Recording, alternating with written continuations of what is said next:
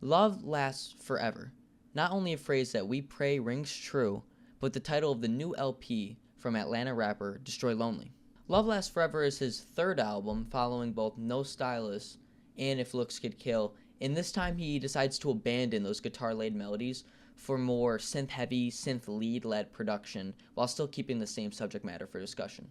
Lonely, along with his Opium signee Ken Carson, have ushered in a new era of trap that follows in the footsteps of influence giant Playboi Carti. Now, this project is not perfect by any means, but there's really one main thing that holds it back, which we're going to talk about later in this review. Now, let's go track by track and really review this body of work. We start off with Forever, which is just a great intro, I think, for this album. It samples All Saints' Love Lasts Forever, while tastefully using the melody in that sample and laying great drums atop it, which take a long time to come in, which gives Lonely a great chance to really set the tone for the album, at least what we hope will be the tone for the album. There's a great vocal sample in the beginning of it that goes for about the first half of the song. He talks about a relationship that with somebody that never ends, that has its ups and downs, which he's going to continue to talk about through the rest of the album. And what I was feeling during this one was I immediately was hit with, the Uzi influence, which is clearly where he got his main sound from. You hear the Uzi flows, the Uzi inflections. You get to really relish in that relationship through the next song, Love Hurts.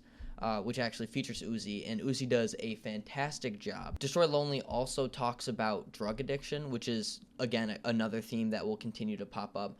A lot of these themes have carried over from his last albums, which as a fan, you kind of wish he'd abandon a little bit and talk about something a little bit different, or really, really dive deep into one of those themes, which is one of my complaints with this album. Again, this is still a very, very, very good song, very high point of the album, with Uzi giving a very personal verse, even talking about his parents splitting up. And the beat is really nicely done. It's a really great, swelling, psychedelic melody that you really want to hear more of. We go into Love For You, which is the single of the album, and is doing very well statistically, and is also a very good song. It's a really dark synthy melody, but it does use one-step hi-hats, which will be very common within the next songs, which I'm not a huge fan of. I'm a two-step fan, and I understand the one-step hi-hat becoming very popular in a lot of these psychedelic trap and really hyper-pop track melodies. I just don't know if the beats are really done justice with these one-step hi-hats. The hook is fine in the song. I could really take it or leave it, but the verses are pretty great with really great flows. Moving on to number 4, Crystal Clear. The sample in the beginning is very interesting and really had me hooked for a second, and then it gets really drowned out for the main melody. It really gets taken apart and slowed down and really dumbed down, and I was pretty bummed out with that. We get the same themes that have been going along, and we get one-step hi-hats again, which can take it or leave it at this point. And again, you were really reminded of that Uzi influence. Moving on to Baby Money, which I think is actually one of the low points of the album. We get those one-step hi-hats again, which are at this point starting to feel, every beat is starting to feel the same with these really, really fast hi-hats, so the speed of every song starts to sound the same. And the beat, honestly, in the melody has too much going on, and it's kind of a lot, and Destroy Lonely is almost like whiny kind of delivery. It doesn't really give a great experience for it. And the next track doesn't really improve that much. It's called Say That, and the beats are sounding very repetitive at this point. And I don't know if the mixing was a little bit weird on this one, but I felt like his voice was not loud enough for how loud the beat was. We get the same themes, drug addiction, money, women, all the same things. We get a little break from the one-step hi-hats with the next song, Pimp Talk, which is a really great beat and a really nice string sample, and I think is done really well. Lone does kind of waste his beat a bit. I really don't feel like he's that great on it. We get lots of recycled bars. We're starting to hear the same things over and over again, which is fine to a point. It's just, it makes me worried for like the 14 songs we have after this. We get really great bouncy flows with number 8, Cadillac. It's got a really nice vocal sample. It's very slight, it's very kind of in the background, but it touches really nicely with the beat, and I think it's a good song. In the verse, though, he does really embrace the Baby Money nickname, which I had learned about and that he kind of coined himself. It's fine. I don't know. For better or for worse, he talks about it a lot in this song, especially more than I think his song Baby Money. For better or for worse, it's there, and this is a good track though. Otherwise, number 9, Syrup Sippin'. We get the start with a Really great monologue from what I think is a DJ or a radio host. I went on Genius and I couldn't find anything about it. The album's probably too new for people to really know who this is unless it's explicitly said to them in like an interview or something like that. Now there's really great bouncy 808s and a really great beat overall. There's a really kind of the clap kind of blows. I'm not gonna lie, it's kind of like a little baby clap, a little like really quiet clap, and I'm really not a fan of that. I think it kind of throws off the beat a little bit, but Lone does a really good job writing the beat, really good flows on it. Nothing to really complain about too much here. We get a really great beat with song number 10, Lock In, especially during the hook. The synth leads get really stretched out and kind of like go back and forth with each other. It's really nice. It's a really good listen. We get the same themes. We get women and money and drugs, and him specifically needing drugs to stay focused and to lock in. And Lock In actually the beat transitions super well into number 11, Doubt It. It mainly talks about women and money again, and the second verse especially talks about traveling a lot, which I thought was actually kind of nice, and he threw a lot of country names out there, and it was something a little bit different than we've been getting in the rest of the verses. Really great bouncy flow, great beat, and it's actually a great halfway point for the album. I thought it'd start to slow down by now, which some of the songs it kind of did at this point, but this was a really good halfway point. Kind of gave you hope for the rest of the album.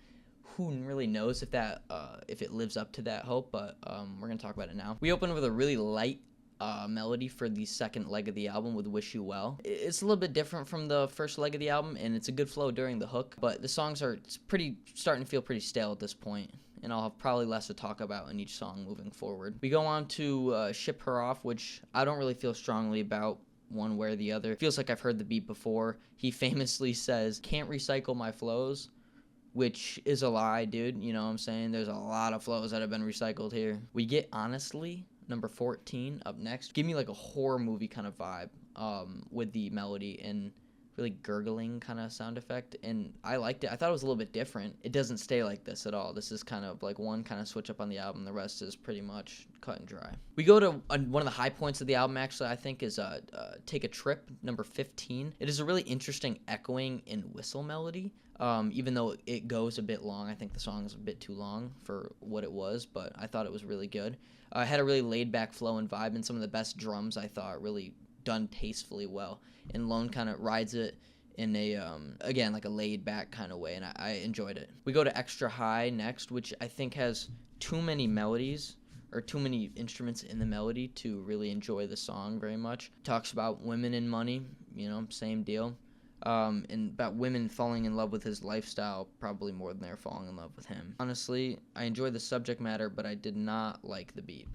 We go to America, which is the return of the one-step hi-hat, which coming into this I was really worried about there being a lot of one-step hi-hats because that's where these kind of songs were going on TikTok and Twitter and Instagram. Everyone's beats that were coming out were a lot of one-step hi-hats, and I thought this was going to be a lot of them in this album, but there was only a lot through like songs 2 through 6, which made it get really old fast. Returning with them with number 17, that's fine. I think it was good. I really don't think there should have been any more songs past this point. I don't really know how I feel about the beat. It's like both trying to be fast with the one step, but also the piano and like bells are really like mysterious and melodic, and I don't really know what kind of vibe he's going for. And he does a really weird high voice on it. But he does really good flows in the verses. I just don't really know how to feel about it. And then we get a really bass booming, really fast production beat with the Ken Carson feature, Thrill. And it's obvious that Ken Carson and Lone have great chemistry. They've had numerous collaborations in the past. I mean, they're both signed to Opium. They both have the same similar sound. They both pioneered this kind of sound. It makes sense that they have a song together. I think it's really weird that it's at the bottom of the track list. I really think they should have moved it up because it's a good song. I'm not overly thrilled with Ken's performance. I always kind of thought Lonely had a kind of a better sound to him. Not to say that I'm a Ken hater. I like some of his songs. I just think he doesn't do that great on this song. It's fine. The song is over 4 minutes long. It is way too long. It's at least a minute long. Or a minute too long. Then we move on to the bonus tracks, About Money, No Worries, and Pass Me the Keys, which I'm not thrilled of really at all. Probably moving through them pretty quick. I'm really sick of the album at this point. It's already long as hell. There's really haunting piano keys in About Money, which is a pretty nice touch, but they're too far and few between to really make an impact on the song. And No Worries is a really fun, bouncy synth lead, but it's more the same subject matter that Lone talks about, same flows that he always uses. But honestly, could have replaced one of the lower songs farther up the track list, like Baby Money, Ship Her Off, or Say That, or something like that. And then we get the worst track, I think, on the album, Pass Me the Keys. I think it's Lone's worst performance, and the beat is really boring, and the hi-hat sound is not good for this beat, and it's really kind of a sad way to close the album, to be honest. Now, overall, the production was really clear-cut and it had a theme, but it got really repetitive and felt stale, especially as you moved farther down the album and got into the second leg especially. The Uzi influence is pretty crazy. It's uncanny. There's so much of that Uzi influence. You really hear it in his like inflections and his flows, and not to say it's a bad thing. Uzi wouldn't hop on a lot of these beats, so it's kind of nice to see. It's just weird that he has the Philly influence a little bit more than the Atlanta influence, which is pretty interesting to me. Lonely also needs to find a new subject matter to talk about, or really dive deeper into money, women, and drugs, maybe like specifically in a song without touching on little parts of each of them in every single song, because you have nothing to look forward to. It seems like every verse can be put on any of the beats, which is nice, I guess, for the theme and for going to each song individually, because you really know what you're gonna get. But you listen to this album and there's nothing more. You want a little bit more. It's pretty surface level, and you could say that Lone's not a deep rapper, and you could totally say that. It's just like every song really sounds the same, and it's way too long. That is the main problem with this album. It's like 7 tracks too long. If he did like a 14 or 15 track album of the best cuts, this album would be a lot better. It is consistent, but it's like consistently predictable. Lone needs to take at least a year off and come back with something a lot more personal and less repetitive. And a lot of the repetition also comes from the beats themselves. Like I said earlier, Lil 88 is on every single song, the main producer. He's obviously getting loops from other people and putting drums over it, and they sound the same. You make good beats, Lil 88. You totally make good beats, but maybe it's time for Lone to switch up producers a little bit to get a different sound on his album. I will say the album cover is amazing. It's one of the best album covers I've seen this year, easily. It is great. My favorite tracks were Forever, Love Hurts, Love For Ya, Take a Trip, and Syrup Sippin'. And a lot of those are the first 3 songs. I think the album starts out extremely strong. I think the worst tracks were Pass Me the Keys, About Money, Baby Money, and Ship Her Off, for sure. The best beat was either Forever or Take a Trip. Take a Trip has really nice drums on it, and Forever has a really nice sample and vocal sample in the beginning.